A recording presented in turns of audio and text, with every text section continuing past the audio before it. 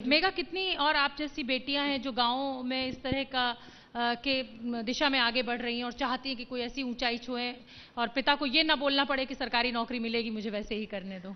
मतलब मेरे को मुझे ऐसा लगता है कोई सी भी सरकार आए, चाहे वो बीजेपी की आए, कांग्रेस की आए या कोई सी और से भी दल की आए, उनका उद्देश्य होना चाहिए जन कल्याण।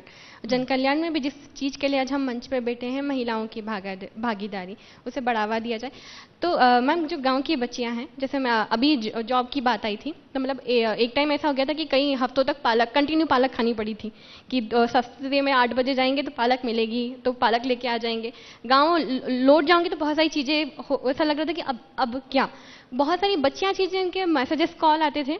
मैंने आज इस मंच पे अपनी ये बात रखी, वरना इससे पहले मैं कहीं भी ये बात नहीं रखी अपनी तरफ से, मैंने सिर्फ कोशिश की। हमें बहुत खुशी है कि हमने आज आपको वो मंच दिया और शायद आपकी बात अब सरकार तक पहुंचेगी, शिवराज जी तक पहुंचेगी और जीविका की लड़ाई आपको नहीं लड़नी पड़ेगी। हरियाणा सरकार में जिन्होंने पहली माउंट एवरेस्ट क्लाइंबर थी, उन्हें एज ए डीएसपी के पद दिया गया था। दूसरे राज्यों में कई सारी चीज़ें दी जाती हैं, यहाँ दूसरी बच्चियां हैं। मेरी आज केवल मेरी अकेली की बात नहीं है, जो बहुत सारी बच्चियां थी उनको फोन आता था, जी तुमने तो दुनिया की सबसे ऊंची चोटी चढ़ ली, तमारा उदाहरण हमारा पापा हो तुम्हारा लिए दे, जब तमारो कहीं नहीं हो रही हो तो हमारो कहीं होएगो। उनके पापा बोलते हैं, जब तुमने तो जिंदगी के दाव पे लगा दिया, मौत, मतलब मेरे पास तो, मेरे को ये भी नहीं पता था कि पहला मुझे करना क्या है।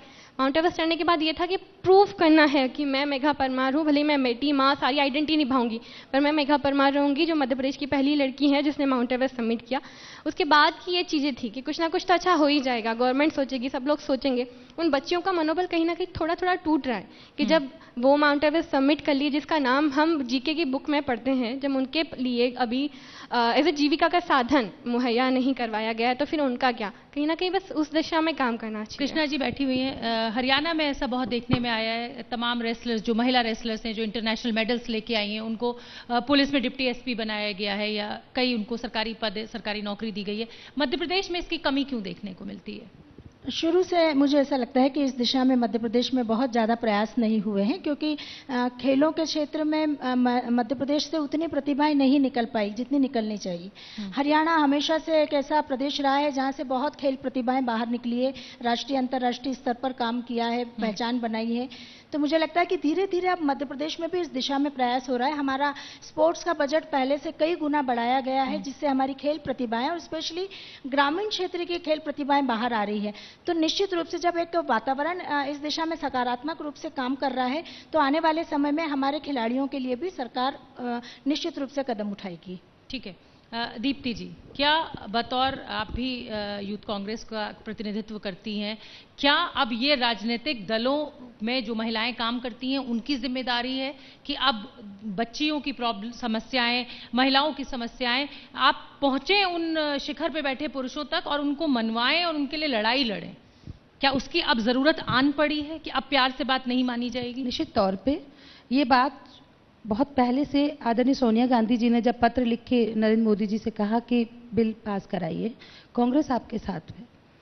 नरेंद्र मोदी जी आज भी चुप हैं, आज भी नहीं बोल रहे हैं। एक टर्म निकल चुका है और दूसरा चल रहा है। मैं बार बार एक ही बात बोल रही हूँ और आपने बहुत अच्छी बात कही कि महिलाओं को अब बहुत ज़रूरत है, क्योंकि देखिए आप मेघा जो बात बोल रही है कि कहीं ना कहीं बच्चियों का मनोबल टूट रहा है। बहुत सारी महिलाएं ऐसी हैं जो समाज में काम कर रही हैं, कहीं ना कहीं उनका मनोबल टूट, जब उन्हें उनके अधिकार ही नहीं मिल रहे, वो जहां पहुंचना चाहती हैं, जहां से वो अपनी समाज में अपनी देश की आधी आबादी की आवाज़ को बुलंद करना चाहती हैं। हमें एक ऐसे प्रोग्राम में बैठने का मौका मिला कि शिखर सम्मेलन, मतलब महिलाएं हम शिखर पे पहुंचना चाहते हैं, मगर कैसे पहुंचे? हम उसके लिए यही तो कह रहे हैं कि आप हमें दो ना अधिक, आप सरकार में हैं, आप बिल लेके आइए। जब आप बिल लेके आएंगे तो निश्चित तौर पे हमें मौके मिलेंगे। और जब हमें मौके मिलेंगे, ये भी कहा जाता है भक्ति कि इच्छा शक्ति की कमी होती है महिलाओं में, क्योंकि जो महिलाएं आगे जाना चाहती हैं, जो बढ़ना चाहती हैं, वो बढ़ जाती हैं। इस आरोप का क्या जवाब है? क्या आप इससे सहमत हैं कि जो महिलाएं चाहती हैं वो बढ़ जाती हैं? तो ये तो अच्छी चीज है ना, जो महिलाएं चाहती हैं बढ़ जाती हैं। लेकिन कहा जाता है कि जो तमाम महिलाएं जो नहीं बढ़ रही हैं या जो नहीं उस जगह तक पहुंच पा रही हैं, उनमें इच्छा शक्ति की कमी है, ये भी कहा जाता है। इच्छा शक्ति से बेहतर, जैसे आपने अभी मेघा से भी प्रश्न पूछा, दीदी से प्रश्न पूछा, उसमें मैं एक बात कहना चाहूंगी, जो पहली पीढ़ी जो नया काम करती है उसको बहुत दिक्कतों का सामना करना पड़ता है। मेघा से पहले कितनी महिलाएं थी मध्य प्रदेश से जिन्होंने माउंटेनियर के बारे में सोचा था? जब मैं सरपंच बनी थी तो मुझसे एक बहुत एजुकेटेड व्यक्ति ने, आपको पता है, ये पूछा था, तो सरपंच जो होता है ये आईएएस का पेपर देके क्लियर होता है? और ये यस, और वो बहुत एजुकेटेड व्यक्ति थे, एमएनसी में काम करते थे, 20-25 लाख की नौकरी थी। तो जो व्यक्ति, और ऐसा नहीं मुझसे पहले सरपंच नहीं बने, मुझसे पहले भी सरपंच बने, महिला But क्या सरपंच रही हैं, हाँ, मगर वो घूंघट वाली रही हैं। क्या कोई ऐसा था जो इतना लेकिन फर्क है, महिला सरपंच जरूर बनी है, लेकिन वो तब बनी है जब वो सीट महिला डिक्लेयर कर दी गई है, उनके पति उस जगह नहीं आ सकते, तो इसलिए वो सीट उनकी पत्नी को दे दी गई। बिहार में भी इसका उदाहरण है, लालू यादव हटे तो राबड़ी देवी को उन्होंने मुख्यमंत्री बना दिया। मैं आपकी इस बात से एग्री कर रही हूँ, मैं भी तब सरपंच बनी जब फीमेल रिजर्व सीट आई, मगर क्या मैंने अपनी रिस्पॉन्सिबिलिटीज को अपने शोल्डर से हटाया? क्या मैंने अपने सरपंच, मेरे भाई को और मेरे पिता को कहा पढ़ाई लिखाई कितनी मददगार होती है? बहुत इंपॉर्टेंट है। पढ़ाई लिखाई से आपको जो एक्सपोजर मिलता है, मैं तो सीएम साहब से खुल के बात कही थी, मैंने कहा मैं चाहती हूँ कि जो सरपंच का चुनाव हो उसके लिए आप एक शैक्षिक उसका मिनिमम क्वालिफिकेशन रखिए। उन्होंने मुझे एक बहुत सहज जवाब दिया था, उस समय मैं सिर्फ सरपंच बनी थी। कहते हैं बेटी अगर मैं आज इस चीज को कर दूंगा तो एक पूरी जो लाइन है, डिक्री है, मतलब एक पूरा एक जनरेशन है वो रह जाएगा सरपंच बनने से। मुझे उनकी ये बात भी सही लगी। आपने क्यों सोचा और कब ये आपको महसूस हुआ कि नहीं अब मुझे यूएस छोड़ के गांव जाना है, अपनी इतनी पढ़ाई लिखाई को मुझे उस जगह लगाना है? ये प्रेरणा कहाँ से मिली? ये कोई प्रेरणा नहीं है, ये कोई भी प्रेरणा नहीं है, ये it's a very simple answer. मेरे पिताजी ने मुझसे कहा वापस आओ, मैंने कहा मैं क्या करूंगी? उन्होंने मुझसे कहा था खेती बाड़ी करोगी। मैंने कहा तो लड़कों का काम है। कहते तुम में क्या कमी है, तुम्हें क्या गाड़ी चलाई नहीं आती? मैंने कहा आती। कहते तो तुम ट्रैक्टर चलाना भी सीख जाओगी। मैं कहा उसके बाद बाकी चीजें? कहते सब आ जाएगा, 4 दिन वहां खेत में जाओगी सारी चीजें आ जाएंगी, कोई नई चीज नहीं है। और मेरे पिता ने मुझसे बात की, जब मैं डिफरेंशिएट नहीं करता तुम्हारे और भाई के बीच में, तो तुम अपने आप को क्यों मैंने आपसे कहा ना, लड़कियां क्या मांग रही हैं? लड़कियां सिर्फ मांग रही हैं हम जैसे हैं हमको वैसे रहने दो। तो अब जब सरकार आपको मौका दे रही है, इसमें आप किसकी गलती निकालोगे? जब सरकार मौका दे रही है 50% रिजर्वेशन का, तो महिलाएं क्यों सामने नहीं आती हैं? आओ, मना करो ना अपने पति को। ये भी तो आप हरियाणा के एग्जाम्पल दे रहे हो, हरियाणा में भी तो एसडीएम और कलेक्टर ने कहा था कि सरपंच पति को नहीं बुलाया, सरपंच को बुलाया है, तुम बाहर निकलो यहां से। तो इतना दम एडमिनिस्ट्रेटिव लोग भी तो दिखाएं कि हम सरपंच पति से और सरपंच भाई से बात नहीं करेंगे, सरपंच देवर से बात नहीं करेंगे।